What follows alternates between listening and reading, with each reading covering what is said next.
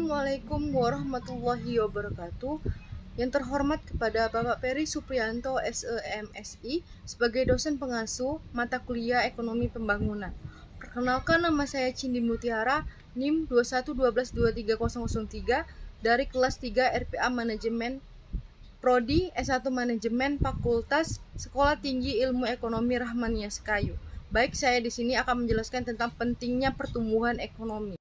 Pertumbuhan ekonomi merupakan sebuah proses dari perubahan kondisi perekonomian yang terjadi di suatu negara yang berkesinambungan menuju keadaan yang lebih baik lagi dalam jangka waktu yang tertentu.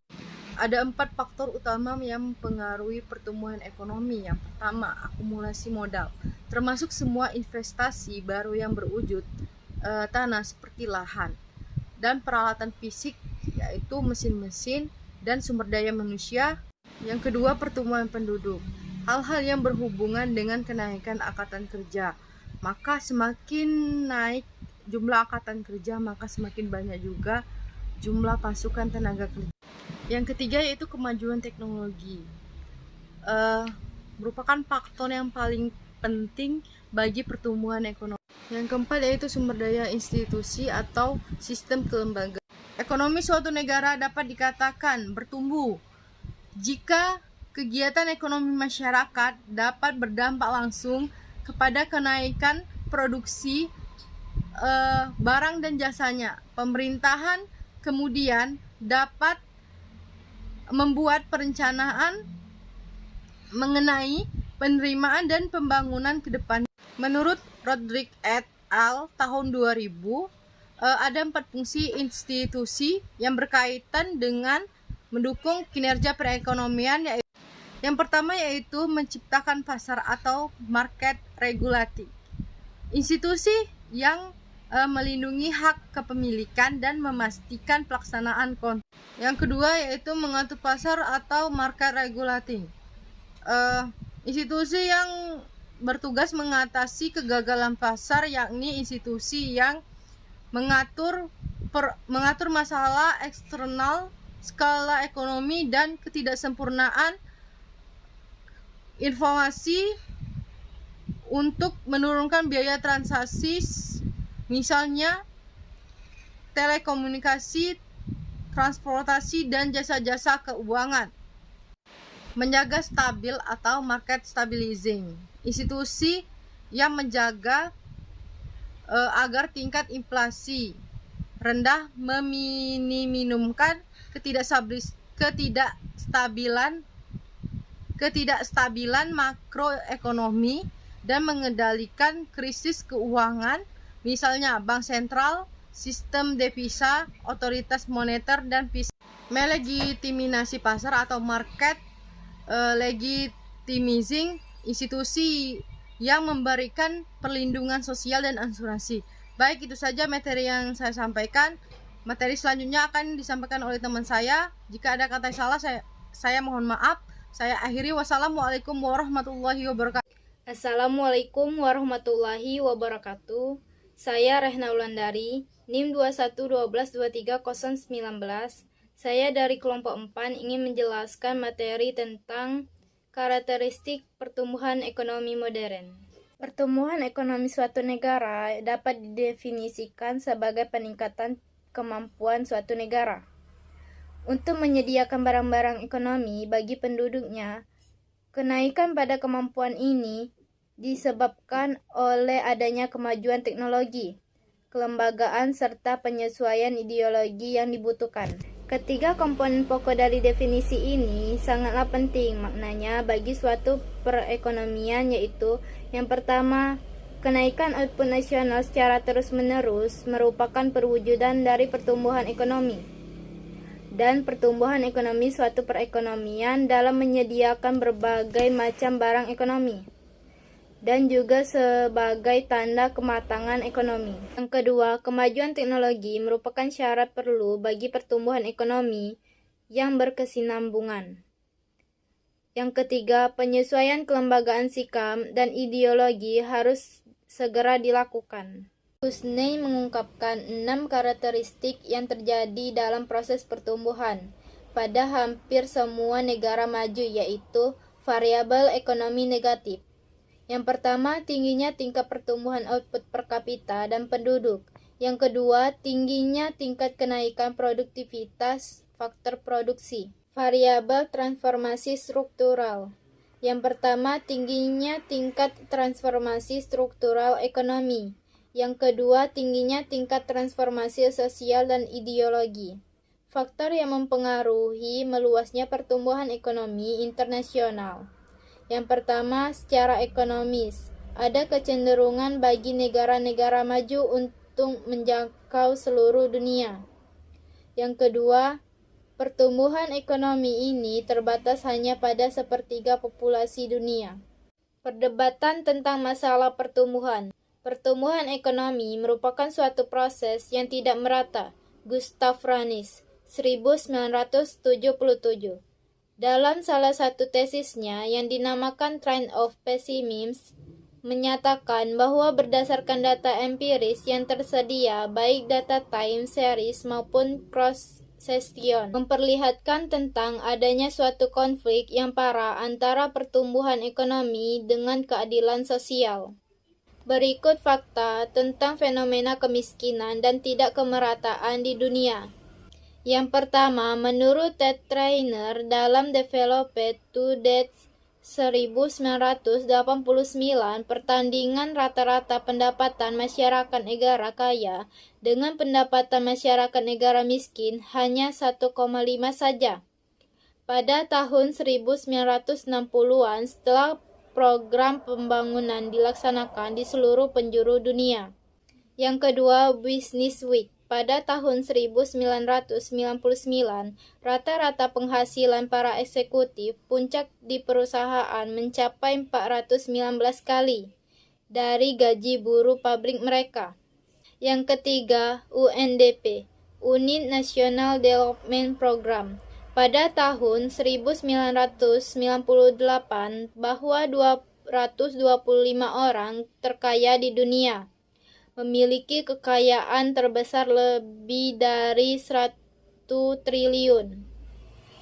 Yang keempat, dewasa ini 20 negara di Afrika memiliki tingkat pendapatan per kapita yang lebih rendah. Yang kelima, pada tahun 1996, UNDP melaporkan bahwa 100 negara keadaannya lebih buruk dari 15 tahun yang lalu. Yang keenam, total kekayaan dari Bill Gates, CEO Microsoft, melebihi kekayaan 45% rumah tangga lapisan bawah di AS, Kleins dan Squire, 1997.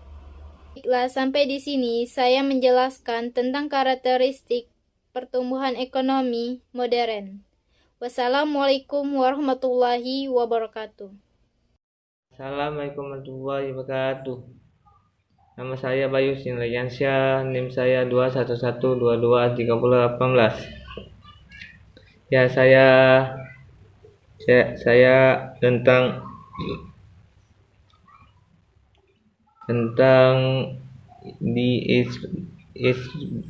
distribusi pendapatan. Adelman dan Morris 1973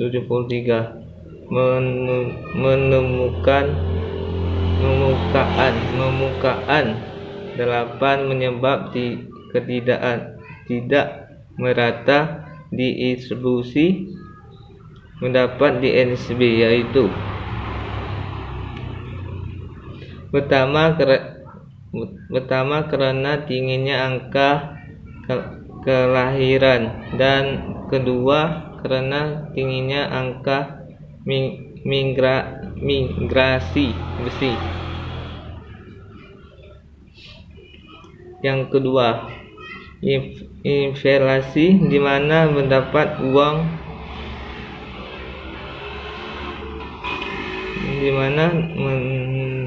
pendapat atas uang tambah. Ini dapat menguntungkan dan mengurangi inflasi dapat mendorong para pengusaha memperluas produksi. Yang ketiga, ketidak merata pembangunan antara daerah. Penyebab kesenjangan sosial ekonomi di mana berada jarak antara kelompok atas dan kelompok bawah. Yang keempat, investasi yang sangat banyak dalam proyek-proyek akan ditimbulkan banyak bisnis yang bermunculan, akan membukaan lebih banyak lapangan pekerjaan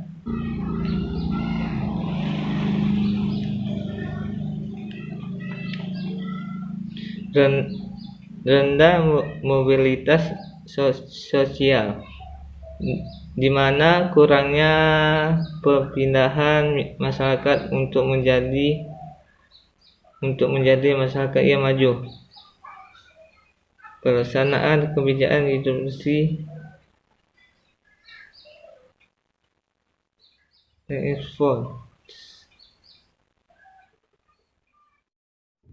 Yang keenam, pelaksanaan kebijakan industri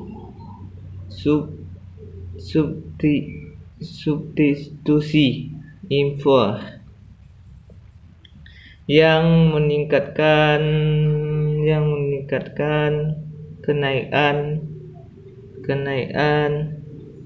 pada harga barang hasil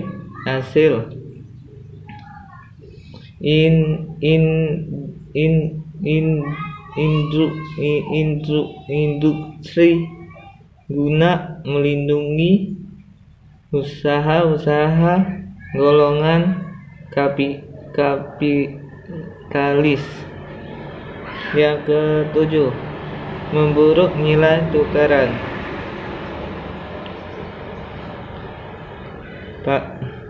Perdagangan dengan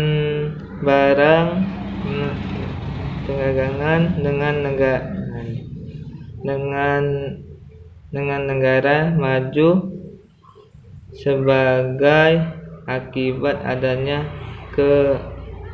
ketidaklatisan permintaan terhadap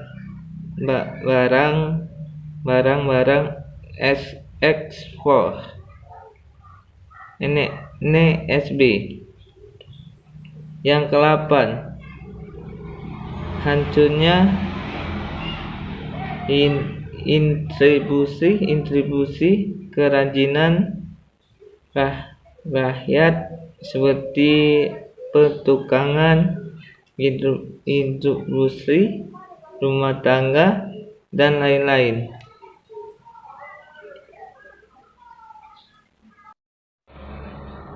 Satu, intribusi mendapatkan perorangan merupakan indikator yang paling umum digunakan para ekonomi. Yang kedua, distribusi posisional merupakan salah satu indikator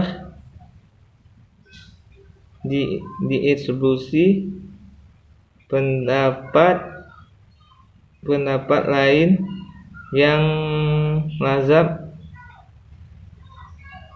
digunakan oleh para ekonomi. 3. Distribusi regional merupakan pusat yang berfungsi sebagai penyangga ko, ko, kom, komodi, komoditas komoditas utama di utama di beberapa kabupaten dan kota yang memiliki jumlah penduduk. Ya, kalau ada kata-kata salah, mohon maaf. Saya Assalamualaikum warahmatullahi wabarakatuh. Assalamualaikum warahmatullahi wabarakatuh. Perkenalkan, nama saya Sandy, NIM 21122340. Di sini saya akan melanjutkan penjelasan tentang materi 3 tadi yang sudah dijelaskan oleh rekan saya. Materi saya kali ini dilanjutkan dengan tentang tema indikator distribusi pendapatan. Yang pertama ialah kurva Lorenz. Cara lain untuk menganalisis distribusi pendapatan perorangan adalah membuat kurva yang disebut kurva Lorenz. Pada tahun 1905, seorang ahli statistika dari Amerika Serikat menggambarkan hubungan antara kelompok-kelompok dan bangsa pendapatan mereka. Kurva Lorenz ini menunjukkan hubungan kuantitatif antara persentase penduduk dan persentase pendapatan yang mereka terima. Nah, ada berbagai, yaitu ialah koefisien Gini, merupakan ukuran ketidakmerataan agregat dan nilainya terletak antara 0 atau kemerataan sempurna sampai 1 atau ketidakmerataan sempurna. Yang kedua ialah hipotesis Kuznets. Nah, hipotesis Kuznets ini melahirkan sebuah wacana baru bahwa pembangunan di suatu negara pada batas-batas tertentu ternyata dapat memicu timbulnya kesenjangan ekonomi di antara warganya. Dan yang ketiga ialah indeks Williamson. Nah, indeks Williamson mengemukakan model POW atau disebut tidak tertimbang atau unweighted index. Nah, untuk mengukur tingkat ketimpangan pendapatan per kapita suatu negara pada waktu tertentu. Ya, kemudian ada beberapa aspek pokok dalam distribusi pendapatan. Dekian mengemukakan 3 aspek pokok dalam proses distribusi pendapatan, yaitu distribusi harta atau aset, yang kedua strategi pembangunan, dan yang ketiga kebijakan fiskal. Baiklah, itulah penjelasan tentang materi 3 tadi tentang indikator distribusi pendapatan. Untuk materi selanjutnya saya berikan kepada rekan saya. Terima kasih. Assalamualaikum warahmatullahi wabarakatuh. Assalamualaikum warahmatullahi wabarakatuh. Perkenalkan, nama saya Yuni Asyasari, NIM 2112230055. Baik, pada kesempatan ini saya akan sedikit menjelaskan materi pada bagian masalah kemiskinan. Nah, pada tahun 1990 yang lalu, perhatian masyarakat terhadap masalah kemiskinan ini kembali digugah setelah sekian lama tidak diperbincangkan di media massa. Kemudian menurut Bank Dunia, Indonesia ini telah berhasil mengurangi jumlah penduduk yang miskin secara relatif, yang darinya 40,8% di tahun 1976 menjadi 17,42% dari jumlah populasinya di tahun 1987. Namun, pada kenyataannya di lapangan ini menunjukkan bahwa secara absolut, jumlah penduduk Indonesia yang masih hidup di bawah garis kemiskinan ini masih cukup banyak, sekitar 22,6 juta jiwa di tahun 1996. Kemudian, menurut para ahli ini, kemiskinan ini bersifat multidimensional, yang artinya karena kebutuhan manusia itu kan bermacam-macam, maka kemiskinan pun memiliki banyak aspek, seperti aspek primer, di mana yang berupa miskin akan aset, organisasi politik, dan pengetahuan, serta keterampilannya. Kemudian aspek sekunder, di mana yang berupa akan miskin jaringan sosial, miskin sumber-sumber keuangan, dan informasi. Sedangkan menurut Raffalion 2001, kemiskinan ini merupakan kelaparan atau tidak memiliki tempat untuk tinggal. Bila sakit, tidak memiliki dana untuk berobat. Kemudian pada umumnya juga tidak bisa membaca karena ketidakmampuan untuk sekolah atau belajar. Nah, kemudian tidak memiliki pekerjaan atau bisa diartikan sebagai ketidakkeberdayaan, terpinggirkan, dan tidak memiliki rasa bebas. Kemudian, menurut Fernandes 2001 menambahkan tentang beberapa ciri masyarakat miskin ditinjau dari beberapa aspek. Antara lain, yang pertama, aspek politik, yang artinya tidak memiliki akses ke proses pengambilan keputusan yang menyangkut hidup mereka. Yang kedua, aspek sosial, yang artinya tersingkir dari institusi utama masyarakat yang ada. Yang ketiga, aspek ekonomi, yang artinya rendahnya kualitas sumber daya manusia, termasuk kesehatan dan pendidikan. Kemudian yang keempat, aspek budaya atau nilai. Ini artinya terperangkap dalam budaya rendahnya kualitas sumber daya manusia, seperti rendahnya etos kerja, berpikir pendek, atau mudah menyerah. Kemudian terdapat penyebab kemiskinan ini. Yang pertama, upah minimum yang tidak memadai. Yang kedua, taraf hidup masyarakat yang buruk. Kemudian yang ketiga, meningkatnya angka pengangguran setiap tahun tanpa adanya tambahan kesempatan kerja. Selain itu, terdapat macam-macam kemiskinan. Yang pertama, kemiskinan absolut. Kemiskinan absolut ini mengacu pada suatu standar yang konsisten, tidak terpengaruh oleh waktu dan tempat atau negara. Kemudian yang kedua, kemiskinan relatif. Kemiskinan relatif ini merupakan kondisi masyarakat karena kebijakan pembangunan yang belum mampu menjangkau seluruh lapisan masyarakat sehingga menyebabkan ketimpangan distribusi pendapatan. Kemudian terdapat indikator kemiskinan. Ada beberapa macam ukuran yang sering kali digunakan sebagai indikator kemiskinan ini. Antara lain, yang pertama, tingkat konsumsi beras per kapita per tahun. Yang kedua, tingkat pendapatan. Dan yang ketiga, indeks kesejahteraan rakyat dan indeks kemiskinan manusia atau disebut IKM. Kemudian terdapat 3 nilai pokok yang menentukan tingkat kemiskinan, yaitu yang pertama, tingkat kehidupan, seperti dengan asumsi bahwa karena tingkat kesehatan yang begitu rendah sehingga lebih dari 30% penduduk negara-negara terbelakang tidak mungkin lebih dari 40 tahun. Kemudian yang kedua, tingkat pendidikan dasar.